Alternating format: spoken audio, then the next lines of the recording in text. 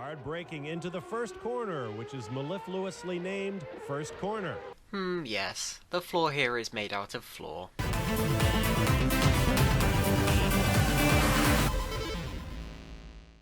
After just one round of the 1994 World Championship, the grid was already being turned upside down.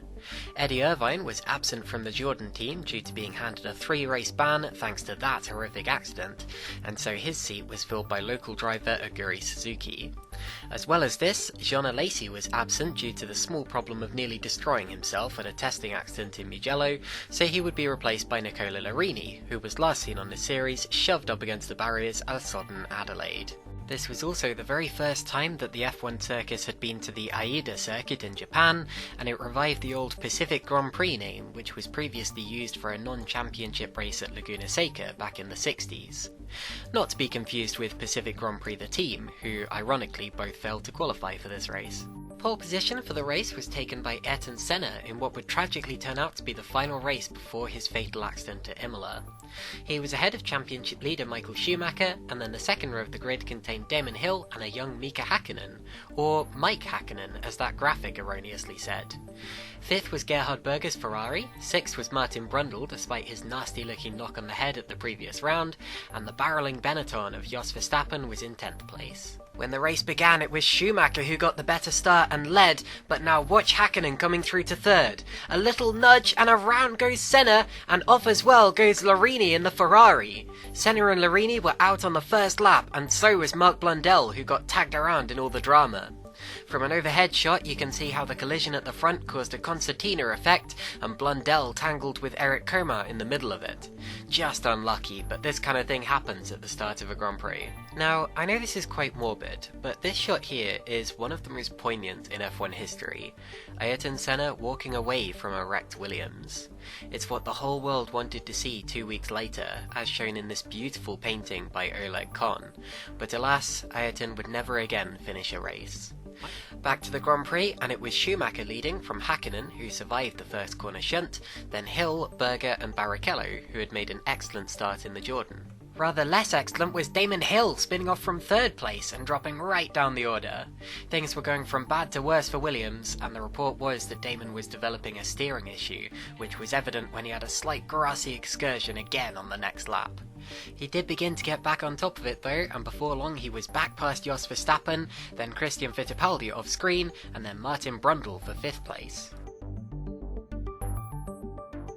Oh, and here he goes on Barrichello for 4th. That's going to be a close one, and he's got loads of traction out of that corner there. He's nearly back up to where he was before the spin already. Careful though, Rubens, don't lose your wing now. Oh, that's a nasty place to stop in. Thank goodness we use safety cars now. That's Olivier Beretta retiring the Larousse, and also out of the race by this point was David Brabham's Simtech.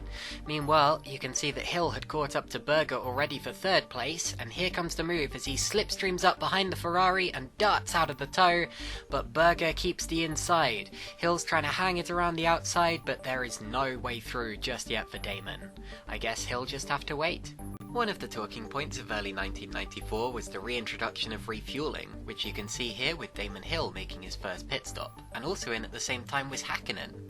Hakkinen actually stalled initially, losing whole heaps of time, but the team got him fired up again just in time to come back in again? Oh no! Mika Hakkinen was out of the race, courtesy of a gearbox failure.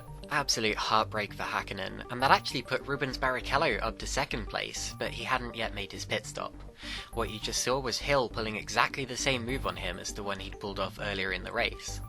After Barrichello's pit stop, the order was Schumacher 1st, leading by an eon by this point in the race, Hill 2nd, Berger 3rd, Barrichello 4th, Christian Fittipaldi doing a great job in 5th place in the Arrows footwork, Brundle 6th, and Verstappen still only 7th, and actually getting lapped by Schumacher, as you can see here. That's every driver's worst nightmare right there, apart from working for Flavio Briatore of course. That's everyone's worst nightmare. Now watch this kerfuffle. You see Schumacher locking up his brakes, and that all happened courtesy of Fittipaldi trying to lap Eric Bernard while simultaneously being lapped by Schumacher. Now Schumacher comes through, shakes his fist at Fittipaldi, who has to slow in avoidance and who actually loses out to Brundle in all the chaos. That was very risky from Schumacher, and I wish he'd just kept his hands on the wheel. I hope Fittipaldi shook his fists right back. On lap 44, Ukyo Katayama retired his Tyrrell with an engine failure, and he had barely climbed out of his car when the other Japanese driver in the race, Oguri Suzuki, also retired, courtesy of a steering failure. I'm finding it hard to work out whether Suzuki hit the wall or not, and thusly whether to add him to the crunch count, but I think I'll give him the benefit of the doubt and say he pulled up just before the barriers. This must have been pretty gutting for any patriotic Japanese fans, who had probably travelled an extremely long distance just to get to the track. The Aida circuit is set in a rather remote and mountainous region in rural Japan, and the surrounding infrastructure was just not designed to deal with such a sudden influx of people to the area. So to deal with this, the single road leading to and from the area was closed to regular traffic, and the circuit commissioned 1,500 buses to ferry people into and out of the circuit. That's 12 straight miles of bus lined nose to tail. No wonder this track only hosted 2 Grand Prix. On lap 50 there was more heartbreak as Damon Hill retired with a transmission failure. The driver who had done such a good job to recover back up to second place after his earlier spin was off the podium and out of the race. This then put Rubens Barrichello up to third, but he almost had an incident of his own as he made light contact with a Simtech while trying to lap it. That's Roland Ratzenberger making his first and sadly only Formula 1 start. Rest in peace. Now, here's Jos Verstappen making a pit stop, and I'd like you to watch the front right tyre. Look at all the brake dust coming off of it, and watch how the mechanic struggles to get the wheel gun off. The first time I saw this, I thought to myself, I hope they got that wheel on tight enough. And then... screech! Yeah, that'll be a problem. Whether it actually was the wheel that was loose, or whether it was just a matter of cold tyres, I'm not actually sure, but whatever the case, that's a retirement for Jos. Despite starting the season for Benetton, Verstappen was actually a substitute for the injured JJ Leto, and Leto would return to the race seat for Imola, where he was involved in the start line crash that injured several bystanders. By all accounts, he underperformed in the car, only scoring a single point in 4 races, and Verstappen was brought back to compete for Benetton at the French Grand Prix. There were more problems in the pits for Rubens Barrichello, who struggled to get the car fired, and look, it's literally on fire! Luckily he did get the thing going in the end, and he came out in 4th behind Berger and Brundle, who were yet to make their second stops. Oh, never mind, that's not a scheduled stop for Brundle, and he's out! That's yet more heartbreak for the McLaren team, who lost both of their cars from potential podium positions due to poor Peugeot power. This put Barrichello back up to 3rd, Fittipaldi 4th, and then Heinz-Harald Frentzen 5th in the Sauber. Also out of the race by this point was Pierluigi Martini's Minardi and Gianni Morbidelli's footwork thanks to this spin caused by his car leaking oil.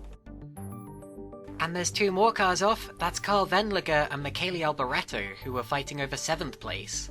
A replay shows how Alboreto was up alongside Wendlinger, and then jiggled his way straight into the side of the Sauber, bang! That's a scary incident, and yet another example of why F1 cars of this era desperately needed higher cockpit sides, and just more driver protection in general. That was dangerous. To be honest, it seems like the only driver who didn't have any issues was Michael Schumacher, who won by an incredible 1 minute and 15 seconds. This was actually his 2nd biggest winning margin ever, behind only the previous race where he had won by a lap. Gerhard Berger was 2nd this time, and the only other driver to finish on the lead lap, and Rubens Barrichello came home in 3rd place to take his and Jordan's first ever podium finish, to the absolute delight of Eddie Jordan and the whole team. Rubens actually moved up to 2nd place in the championship as a result of this success, which unfortunately he would lose due to his serious crash in practice at Imola. 4th place was fellow Brazilian Christian Fittipaldi, who equalled his best ever result. 5th was Heinz-Harald Frentzen in the Sauber, and 6th was Eric Coma, who had actually made a pit stop to repair damage at the end of the first lap, so very nicely done to recover to the points. 11 cars finished in total, with the last of those being Roland Ratzenberger, who finished his only Grand Prix 5 laps down. Guys, before I give this race a score, I want to let you know that I have a Dailymotion account for all the videos that get taken down from my YouTube channel by the pesky FOM bots. Due to the high levels of parody, review and education my videos contain, I believe that all of them fall under fair use, but sadly this isn't always enough. On my Dailymotion, you can find the 1996 Monaco and Portuguese Grand Prix, as well as the 2008 Japanese Grand Prix, and more. I also now have a Twitch channel, where I stream about once a week and would really like to grow my audience. The links to both of these accounts are in the description of this video. Thank you. I gave the Grand Prix a 5 out of 10 overall, because even though it had some underdog success stories, such as those of Barrichello, Fittipaldi and Coma, it still never looked in doubt for the race lead. Having Senna taken out in a Turn 1 incident really put a dampener on the race in my opinion. With that being said, I did factor in a bonus point, which comes courtesy of the TI Aida circuit, an extremely fun track to drive and watch, and a proper old school circuit.